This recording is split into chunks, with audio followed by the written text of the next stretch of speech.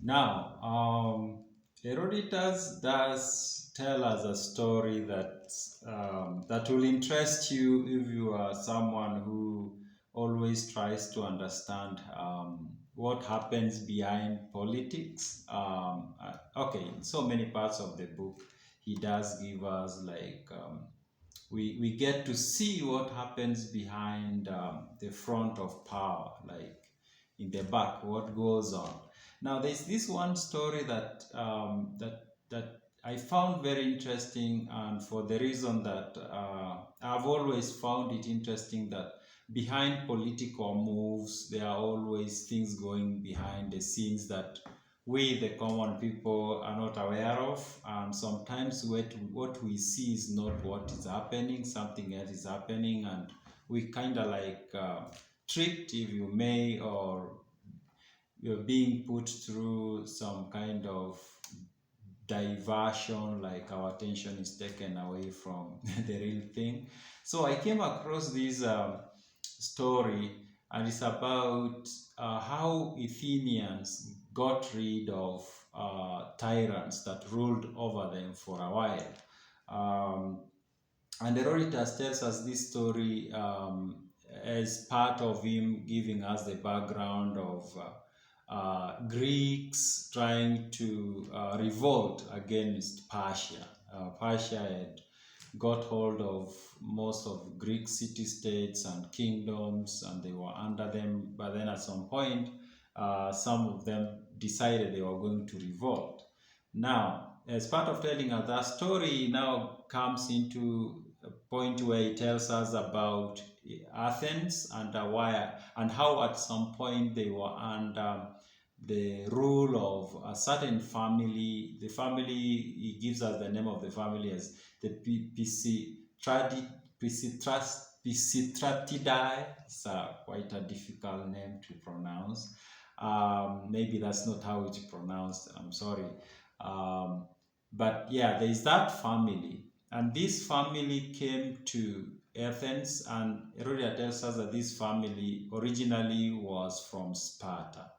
Now, Sparta was like the most powerful city-state in that time, and followed by Athens. Now, this family moves to Athens, and they become very powerful, and then they rule this city-state. They become the rulers, the tyrants. Now, while they are ruling, they did banish some families that seemed like they were a threat to their power.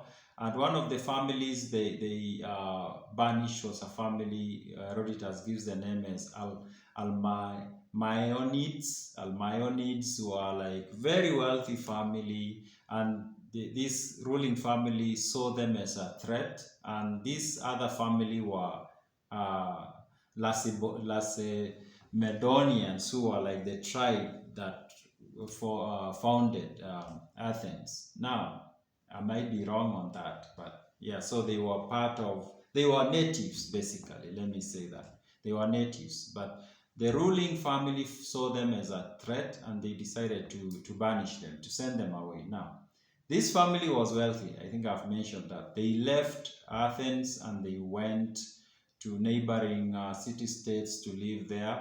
But while there, they still wanted to come back there to Athens because that was their home, of course. And they decided to form an army to come and attack Athens and overthrow the ruling family, who were like outsiders anyway. They'd come in and they are ruling over Athens, and they were not natives. So they go out there, they find an army, they had the money, they fund one, they come, they try attacking Athens, but they were not successful. This ruling family was so strong, they had a huge army. Now, this banished family tried to form an army, but they could not match it. Then they decide to do something different, which is now the part that's so interesting. And I don't think these tactics have stopped anyways. I think there's something going on up there with people in power. They must be doing not exactly this, but things that are similar to this.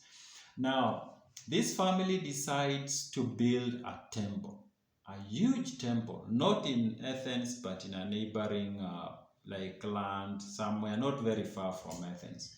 They fund the construction of a huge temple, a magnificent temple, and then what they do next, they hire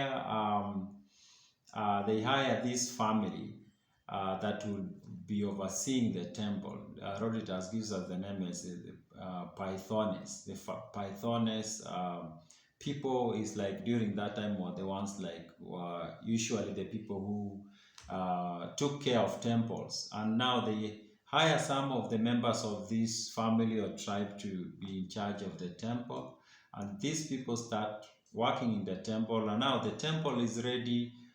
People come to seek advice or to hear what the gods have to say.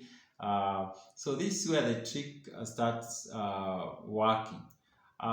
This family, the rich Athenian family that had been banished, the one that has built this temple, they give instruction to the people in the temple. You can call them oracles. And they tell them, they give them these instructions, but Herodotus tells us that they bribe them. It's kind of like they pay them very well.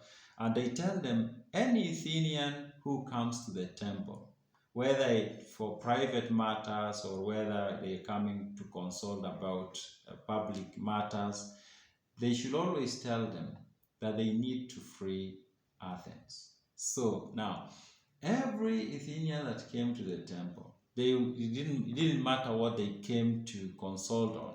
They always were given the message that the gods are saying you need to free Athens. So this message kept on coming. Every Athenian coming to the temple, they leave with this message that the gods say that you need to free Athens. And this went on until the Athenians were like, it seems like the gods really want us to get rid of the ruling family, and we have no other option. And in fact, in the end, they organized themselves, and it's like there was help from outside as well. Of course, this family was very wealthy and well connected. It seems like they did organize with other people from outside, and they brought together a huge army of Athenians and the people who live around Athens, who are of the same tribe, of course. And they came to Athens and they toppled that family. They removed it from power. And now the family that had organized all this, one of their sons became one of the rulers of the city. His name was Clisthenes. Clisthenes, alongside another Athenian, they start ruling the city. Yeah, and what I found interesting about this is how this family funded a temple, and then they used the temple to pass messages, as if these messages were coming from the gods, but these messages were coming from this wealthy family who were funding the whole thing. And I think most likely similar things are happening today. We are saying churches, maybe it's not churches nowadays, maybe it's or temples. Sorry, there were no churches, there were temples. Maybe we no longer use temples, or people going for power no longer use temples. Maybe they use churches or other religions, or maybe some things like NGOs and governmental organizations, civil societies, and some of us will see them and be like, oh, those people are doing this, while behind the scenes somebody is funding them to do something else. So that was interesting to me. I hope it is to you too.